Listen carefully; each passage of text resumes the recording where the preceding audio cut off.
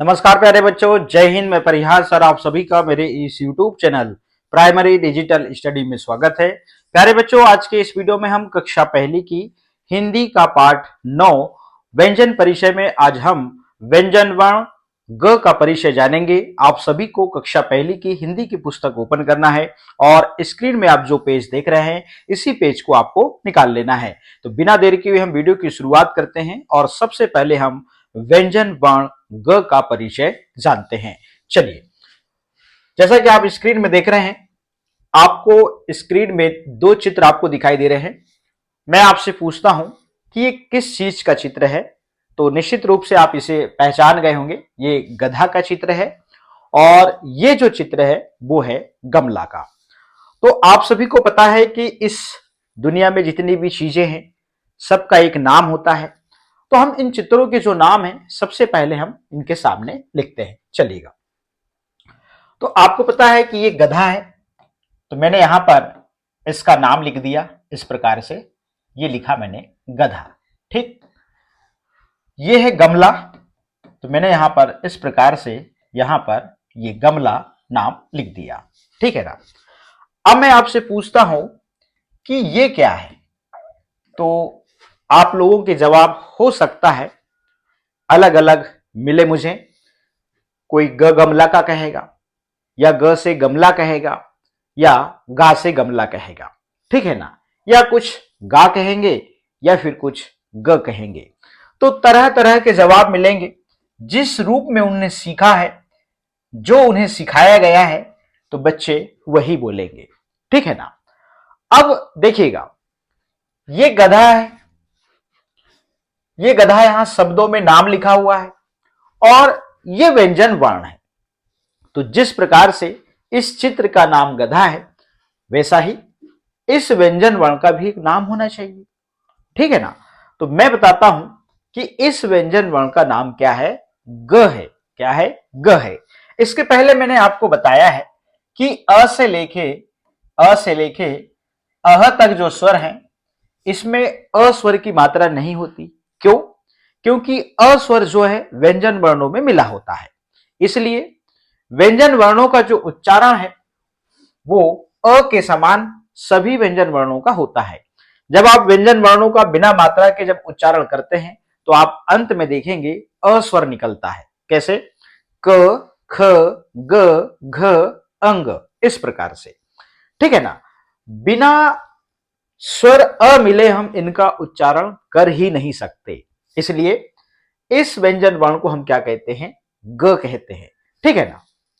अब रही बात कि जब आप स्कूल नहीं आए थे, घर में आप सीख रहे थे अपने मम्मी पापा या भाई बहनों से, तो आप इसे ग गमला का कहते थे, है ना। तो चित्रों के माध्यम से आप क्या कर रहे थे? इस व्यंजन वर्ण को आप सीख रहे थे। तो माध्यम था, आप गमला और जो गधा का चित्र देख रहे हो, इस चित्र की पहचान से आप इस व्यंजन वर्ण की पहचान आप सीख रहे थे। आप इसको क्या कहते थे? ग गमला का कहते थे। इसको क्या कहते थे? ग गधा का कहते थे। तो आपको यह पता नहीं था कि आपको इसको ग कहना है। अब कक्षा पहली में आ गए, तो जिस प्रकार से यहां पर एक चित्र का नाम लिखा हुआ है गधा शब्दों में, तो आप इस शब्द में देखें, इसका जो पहला अक्षर है वो क्या है? ग है।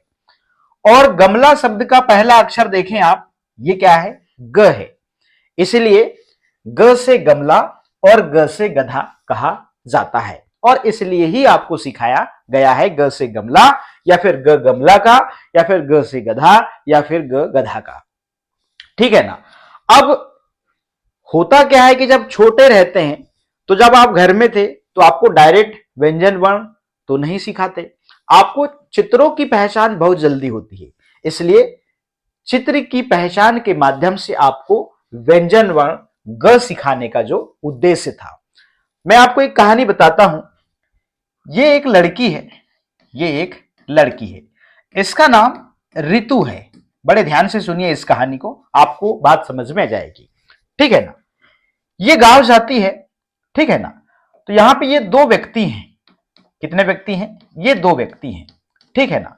ये ऋतु है, मगर ये सीमा की बेटी है। कौन है ये? ये सीमा की बेटी है, ठीक है ना, ये सीमा की बेटी है। तो ये गांव जाती है, तो इन दोनों को ये लड़की दिखती है, तो इसमें एक आदमी जो है ये पहचानता है और ये आदमी इसको नहीं पहचानता। तो ये जो है इससे पूछता है कि बोले ये कौन है, तो ये बताता है कि बोले ये सीमा की बेटी है इसको।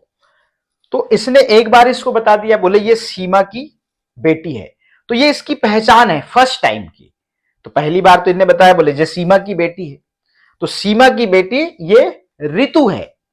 अब ये जो आदमी है ये समझ गया कि ये सीमा की बेटी है और ये ऋतु है।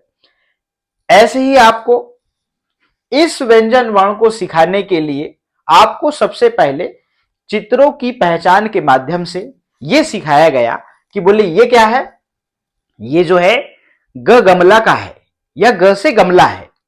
अब फाइनली अब कक्षा पहली में आप जान चुके कि भैया ठीक है ये ग से गमला है, मगर इसका एक नाम है वो है ग। तो जिस प्रकार से ये व्यक्ति जो है अब इसे ऋतु कह के बुलाने लगा, उसे पता है कि ये सीमा की बेटी ऋतु है। अब फाइनली जो है इसे जो है ये ऋतु कह के बुलाने लगा। वैसे ही आप इस व्यंजन वर्ण को अब ग गमला का या ग से गमला या गा से गमला नहीं कहेंगे, आप सिर्फ और सिर्फ क्या कहेंगे, ग कहेंगे। यदि आपको याद हुआ होगा कि ग से गमला या गा गमला का अब इसको भुलाना होगा, तो मैं एक गीत बताता हूं। ग को गमला नहीं बोलेंगे, ग को गा से गमला नहीं बोलेंगे, ग को ग बोलेंगे। तो ग का उच्चारण आप ऐसे करें कि अंत में अ निकले, ठीक है ना। यदि आप इस ग को गा कहेंगे, इसका मतलब आपने इस व्यंजन वर्ण में आ की मात्रा लगा दिया। तो अधिकतर बच्चे गा कहते हैं, तो आपको क्या कहना है, ग कहना है। हमारा जिस प्रकार से उच्चारण होगा वैसे ही हम पढ़ना सीखेंगे, वरना हम कमल को कामला कहेंगे, गमला को गामला कहेंगे। इसलिए हमारा उच्चारण जो है बिल्कुल स्पष्ट होना चाहिए। इसके पहले हमने क व्यंजन वर्ण को सीख चुके, हमने ख को सीख चुके और आज जो है हम ग को सीखने जा रहे हैं। तो 3 व्यंजन वर्ण जो है हम फाइनली आज सीख जाएंगे और इनका परिचय भी हमने जान लिया है। तो अभी तक हमने ग व्यंजन वर्ण का परिचय बहुत अच्छे से जान लिया, इसका उच्चारण भी सीख लिया। अब हम चलते हैं बुक में। अब बुक में यहां पे देखिए, यहां पे आप देख रहे हैं बिंदु बिंदुओं से आप देख रहे हैं यहां पे ग व्यंजन वर्ण बना हुआ है, इसमें आपको पेंसिल चलाना है। मगर सबसे पहले आपको देखना है, फिर आपको बोलना है, फिर आपको लिखना है। अब देखिएगा, अब सबसे पहले आप देखिए, फिर बोलिए और फिर लिखिए। ये लेखन अभ्यास का जो है नियम है।